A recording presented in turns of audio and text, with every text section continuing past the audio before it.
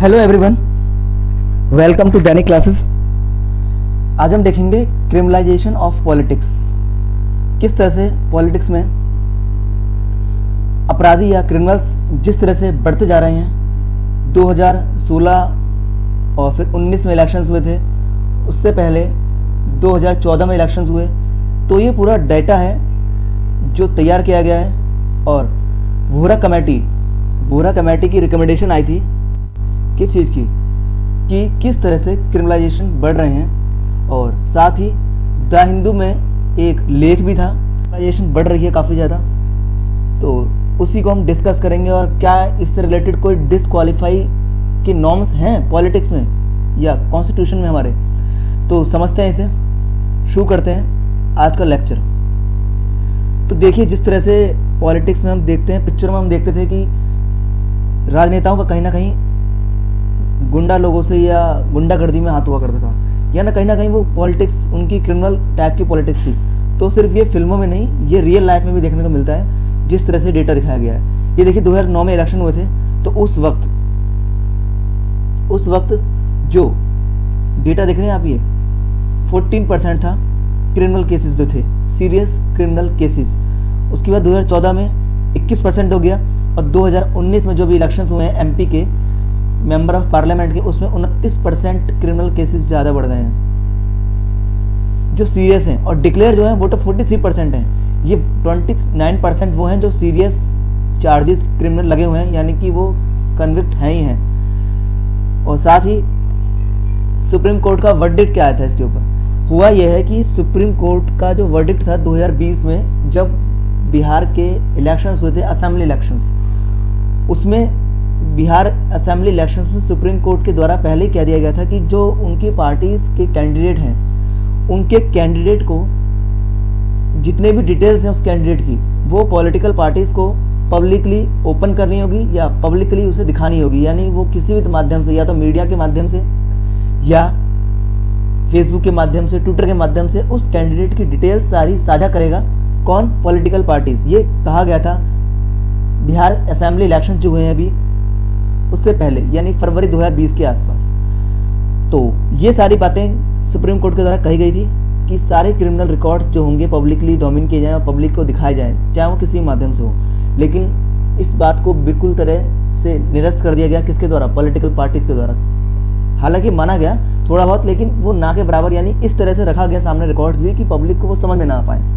और साथ ही supreme court ने चीफ इलेक्शन कमिश्नर और साथ ही इलेक्शन कमीशन को भी बोला था कि आप एक ऐसी ऐप बनाएंगे जो 1 क्लिक होगी, यानी एक क्लिक में आप बता सकें कि हर कैंडिडेट की जो क्रिमिनल रिकॉर्ड्स हैं वो जनमानुस या मतदाता को आसानी से उपलब्ध हो सके, कि वो जान सके कि उसका नेता किस प्रकार की एक्टिविटीज़ में है, इन्वॉल्व है, या क्या कोई इस पर क्रिमिनल केसेस लगे हुए हैं। तो ये सुप्रीम कोर्ट के द्वारा बोला गया था इलेक्शन कमीशन को कि एक ऐसी ऐप डेवलप करे। और अभी तक इसी के लिए सुप्रीम कोर्ट ने 48 घंटों में बोला है क्या, कि जितनी भी सूचनाएं हैं पॉलिटिकल पार्टीज के लीडर्स की जो क्रिमिनल केस में इन्वॉल्व हैं या उन पे सीरियस क्रिमिनल चार्जेस लगे हुए हैं, मैं आपको भी दिखाऊंगा कि किस किस पार्टीज में कितने, ये सब डाटा है एडीआर का। और साथ ही वोहरा कमेटी ने ये जो क्रिमिनल पॉलिटिक्स है इसके ऊपर रिपोर्ट जो दी थी वो वोहरा कमेटी ने दी थी, और उसी की रिकमेंडेशन के आधार पर ये सारी बातें होती हैं। तो सुप्रीम कोर्ट ने क्या कहा था ये देख लेते हैं हम। फरवरी 2020 के निर्देश हैं ये। सुप्रीम कोर्ट ने सभी राजनीतिक दलों को 48 घंटे के भीतर अपनी वेबसाइट के होम पेज पर आपराधिक इतिहास वाले सभी उम्मीदवारों, यानी कैंडिडेट के आपराधिक इतिहास को दिखाना होगा, चाहे वो सोशल मीडिया के माध्यम से दिखाए, किसी भी माध्यम से दिखाए। मतदाता को होना चाहिए, यानी उसे सूचना का अधिकार है। हम कह सकते हैं जो सिटीजन है या वोटर जो है ना, उसे सूचना का अधिकार है, यानी राइट टू इन्फॉर्मेशन है। सुप्रीम कोर्ट का बोलना है कि अधिक प्रभावी और सार्थक बनाए, जिससे मतदाता पहचान सके कि उसका नेता किस प्रकार की एक्टिविटीज़ में इन्वॉल्व है।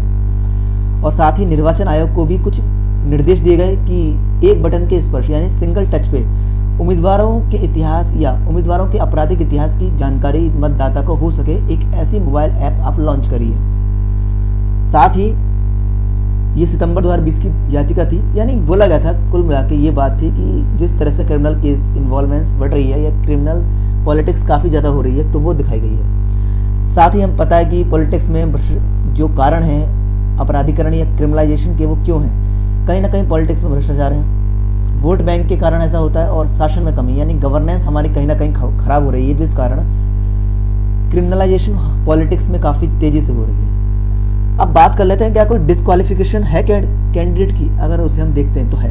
हम संविधान में पढ़ते हैं कि कोई भी संसद या विधानसभा का जो सदस्य है उसकी कुछ अयोग्यताएं साबित हो सकती हैं अगर वो कुछ नॉर्म्स देखता है, यानी अगर वो सिटीजन नहीं है इंडिया का तो उसकी डिस्क्वालीफाई हो जाएगा वो, यानी उसे अपने पद से इस्तीफा देना पड़ जाएगा। दूसरी बात क्या है, under law made by parliament, संसद कोई ऐसा कानून बना सकती है कि जिससे उसकी सदस्यता या मेंबरशिप छीनी जा सकती है। कैसे? जैसे कोई बना दिया कि विधानसभा या संसद सदस्य के लिए या संसद के सदस्यों के लिए ये योग्यताएं होनी चाहिए, अगर वो उस योग्यता पर खरा नहीं उतरता तो उसकी सदस्यता रद्द कर दी जाएगी।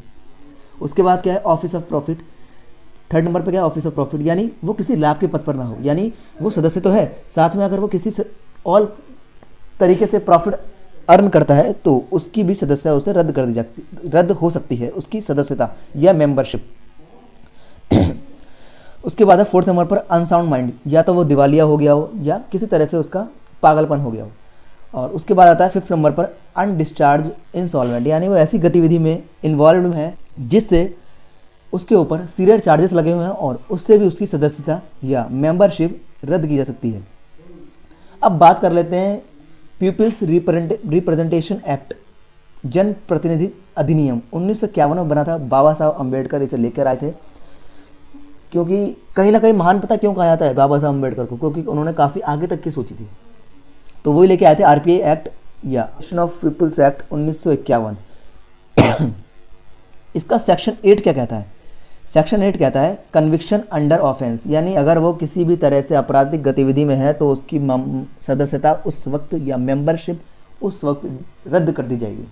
इसके साथ 8A जो है ये भी एक सेक्शन है जो क्या कहता है, वो कहता है कि अगर कंसेप्ट प्रैक्टिकल्स यानी प्रैक्टिसेस यानी कुछ ऐसी प्रैक्टिसेस उसने करी हैं क्रिमिनल्स में जिसके तहत भी उसकी सदस्यता रद्द की जा सकती है। जैसे उसने सती प्रथा को बढ़ावा दिया हो, या फिर हिंदू मुस्लिम या वो हिंदू कट्टरता में विश्वास करता हो या मुस्लिम कट्टरता में वो विश्वास करता हो, या किसी विशेष धर्म को वो मानता हो या उसी विशेष धर्म के व्यक्ति को वो आगे बढ़ाना चाहता हो, तो उसके तहत भी इसकी सदस्यता या मेंबरशिप रद्द की जा सकती है। रिप्रेजेंटेशन ऑफ पीपल्स एक्ट 1951 या जन प्रतिनिधित्व अधिनियम 1951, इसमें काफ़ी सारे नॉर्म्स किए गए थे।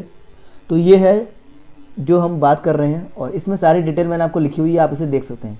और इसी के तहत सुप्रीम कोर्ट ने सभी पॉलिटिकल पार्टीज जिनके ऊपर चार्जेस लगे हुए हैं सीरियस क्रिमिनल्स के, ये देखिए ये डेटा है एडीआर का। एडीआर की रिपोर्ट में बताया गया कि बीजेपी के जो कैंडिडेट हैं 70% कैंडिडेट क्रिमिनल केस में हैं, आरजेडी के 70%, कांग्रेस के 64%, इन पे सब पे सीरियस क्रिमिनल चार्जेस लगे हुए हैं।